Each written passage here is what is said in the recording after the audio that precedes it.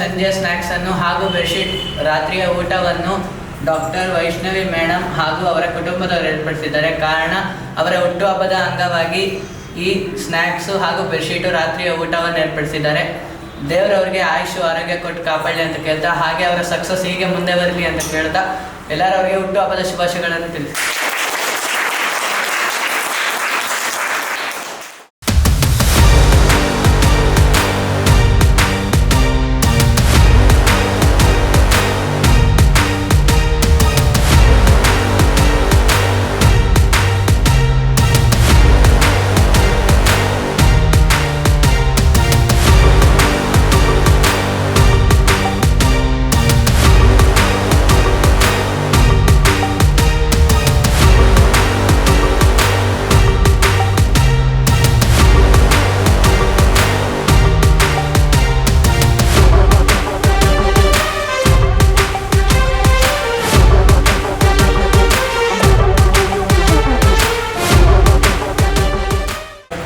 ಮಗಳಿಗೆ ಮೇಲೆ ಹೋಗಬೇಕು ಅನ್ನೋ ಆಸೆ ಭಾಳಷ್ಟು ಸಣ್ಣ ಹುಡುಗಿಯಿಂದಲೂ ಅದಕ್ಕೆ ಅನಾಥಾಶ್ರಮ ಕಟ್ಟಬೇಕು ಅಂತಿದ್ದು. ಇವತ್ತು ಅನಾಥಾಶ್ರಮದ ಬ್ಲೈಂಡ್ ಹುಡುಗರೊಳಗೆ ಒಂಚೂರು ಸಂತೋಷವಾಗಿರೋದನ್ನ ತಿಂಡಿ ಕೊಡಿಸಿ ಈ ಕಾಲಕ್ಕೆ ತಕ್ಕಂಥ ಒಂದು ಬೆಡ್ಶೀಟು ಅದು ಬೆಚ್ಚಿಗಿರಲಿ, ಹುಡುಗರುಗಳು ಬೆಚ್ಚಿಗೆದ್ದು ವಿದ್ಯಾವಂತಗಳ ಕಲೆ ನೀನು ಉದ್ದೇಶದಿಂದ ಮಾಡಿದ್ದಾಳೆ.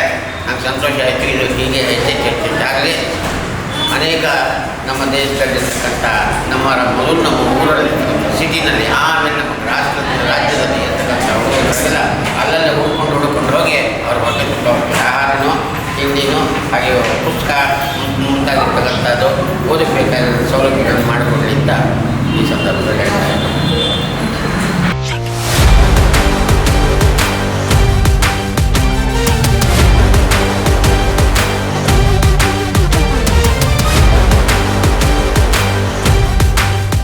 ಮಕ್ಕಳಿಗೆಲ್ಲ ನೀವು ಬಂದು ಇಷ್ಟೆಲ್ಲ ಉಪಕಾರ ಮಾಡಿದ್ದು ನನಗೆಂತ ತುಂಬ ಖುಷಿ ಆಯಿತು. ಇದಕ್ಕಿಂತ ಇನ್ನೂ ಮೇಲಿಗೆ ತುಂಬ ಎತ್ತರ ಬೆಳಿಬೇಕು. ಇದಕ್ಕೆ ಇಂಥ ನೂರಾರು ಆಶ್ರಮಗಳಿಗೆ, ನೂರಾರು ವಿದ್ಯಾರ್ಥಿಗಳಿಗೆ ನೀವು ದಾನ ಮಾಡಬೇಕು ಅಂತ ಮೇಲೆ ಇನ್ನೂ ಮೇಲ್ಮಟ್ಟಕ್ಕೆ ನೋಡ್ತೀನಿ.